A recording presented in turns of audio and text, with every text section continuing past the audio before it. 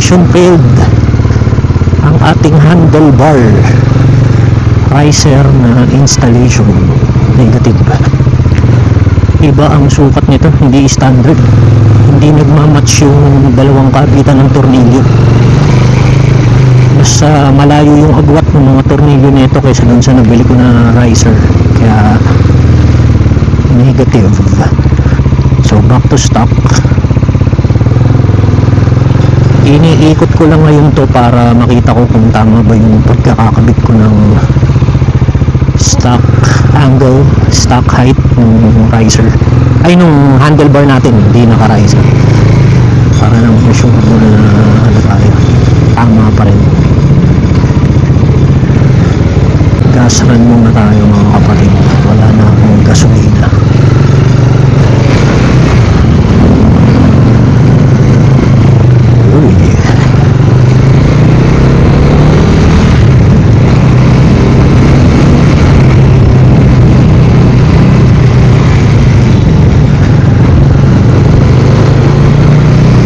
Right, mukhang okay naman.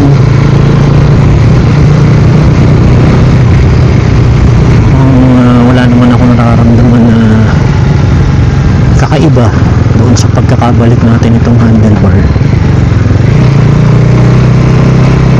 Lang natin ako. Dito na tayo magpagasolina.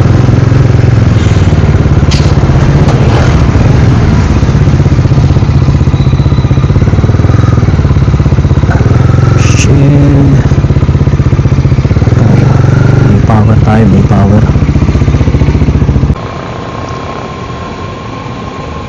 So yung unang dalawang full tank ko dito, actually regular lang na yung fuel save. Yan, yung 91 octane. So ngayon I wanna observe if meron bang significant na difference if nag V-power tayo 95 octane, kasi itong si NS400Z ano to high compression ratio din siya, dahil 12:1 yung kanyang compression ratio sa engine. So tignan natin, ang Dominar is 11.5, which is nasa mid to high compression ratio din. This one 12, so mas mataas. So that's why merong possible gain na pwedeng makuha if magpapakarga tayo ng 95 octane, no? So tingnan natin if that's something I can feel, but if not, then we'll stay sa 91 octane. So tingnan lang natin, then iikot lang natin to ng konti. Akala ko mararise natin, maiaangat na natin tong handlebar ang tagilid. Hindi siya pwede. Okay lang, hindi naman ganun actually ka-aggressive yung handlebar nito. V-power gasoline loaded dito kay NS400Z kay puti. This is 10 days na ang ating NS400Z si puti.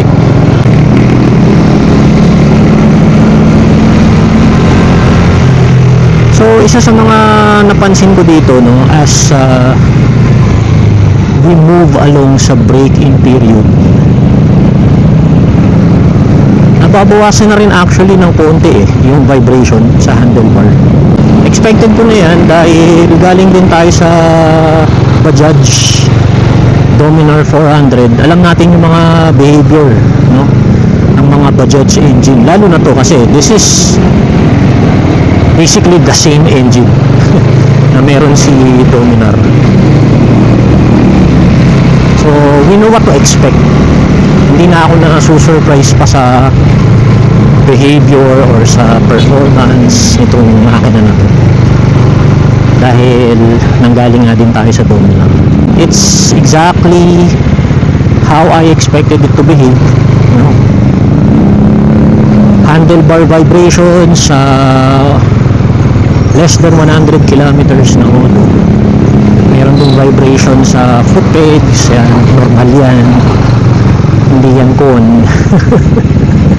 Okay, kung sanay kayo sa mga 150cc na underbone, maninibago kayo dun, no? Kasi mas malaki makina nito, single cylinder pa, ganyan talaga, no? That's the behavior. At so far, no, 420 kilometers. Pag nagre-reach ako ng mga ganda na ng, medyo maganda na yung hinga niya eh. Nasa 5,000 RPM. Ang ganda ng torque. Sinubukan namin yung pamangking ko na yun 100 kilos. Then ako nasa 73. So about 170, 180 kilos combined. Ba, dinala kami ng 153 kph. Ibang galing. And meron pa siyang ibubuga. Woo! Yung mga very enjoyable dito eh, yung ganung niya, hila niya. Ano? Woo!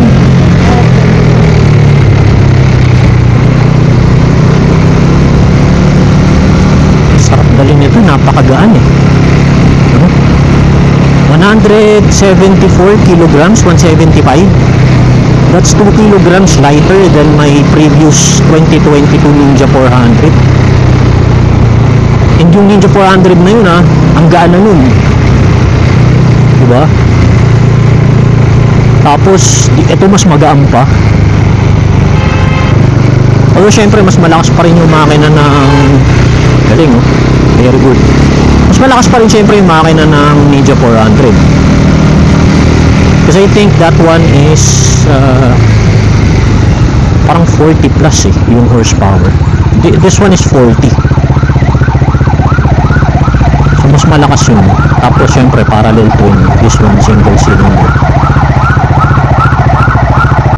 So I can't wait pag na-change oil na rin natin to. Mas gaganda yung nito, yung takbo nito.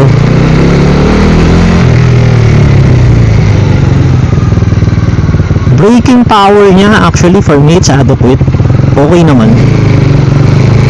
Although best practice din na ginawa nung pamangking ko dun sa Dominar niya. Kasi yung Dominar ko napunta na sa kanya, binili niya yun. Magpalit ng .4, .5 na brake fluid. Mas gaganda pa yung pinaka braking power nito. I'm not sure if yung dumating sa Pilipinas is yung sintered na yung brake pads. Not sure. Okay, supok tayo ng quick shifter. Wala tayong clutch ha. Currently 5,000 RPM, up, down. Very good. Mas maganda to actually if more than 5k RPM, no? Mas maganda yung performance niya if nasa high RPM ka. Ganun naman kasi talaga yung mga quick shifters. You need to be at a certain RPM range. Hindi yan basta-bastang parang e-clutch ng Honda na anytime pwede ka mag-shift, no? And usually ang na-observe ko dito, 3rd to 4th, 4th to 5th, yan yung mga sweet spot. Of course, basta tama yung RPM level mo or RPM range, magiging smooth yan. Tapos may nakita rin ako na tanong doon sa Facebook page ng NS400Z kung pwede rin daw bang mag-shift ng clutchless, hindi ka nagka-clutch, tapos disabled din yung power shift nito, which is essentially yung quick shifter ni NS400Z. Actually pwede naman, no? Pwede naman yun. Kaya lang for me, why would you wanna do it? Diba? Hindi ka nagka-clutch, clutchless shifting, yes, that's possible, pero it's not something you really would want to do every single time. I-enable mo na lang yung power shift, di ba?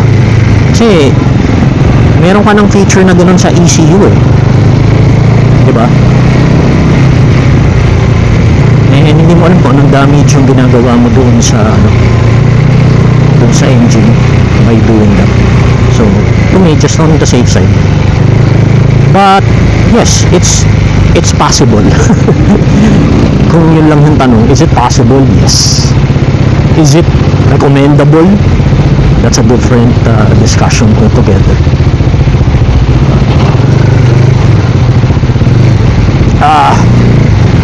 And then itong suspension nitong NS400Z nasa stiff side. It's a sport naked bike eh. Hindi siya kagaya ni Dominar na parang touring off-roadish, no? yung dating. Ito kasi sporty eh, kaya nasa stiff side talaga yung suspension. So pang cornering, di ba, yung mga ganun. Although since adjustable naman siya, pwede mong ayusin.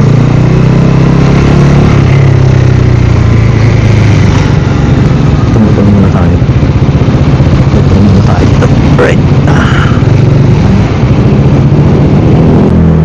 Naalala ko lagi yung KTM kapag tinitignan ko yung startup nito. Meron siyang let us ride. Ayan o. Tingnan natin ulit. Ayan o, let us ride. Parang sa KTM, no, yung ready to race. Ayan. Uy, laki. So yun lang guys, mukhang positive naman tong angulo ng pagkakakabit ko kay handlebar. And hindi ko pa rin masabi kung okay tong V-Power, pero parang medyo nabawasan ng konti yung vibration. I don't know, baka placebo effect lang din, but we'll observe more pag nag-ride ulit tayo na medyo mas malayo-layo. Okay, so yun muna tayo mga kapatid. Stay tuned lang ulit sa ating channel. Kita kits.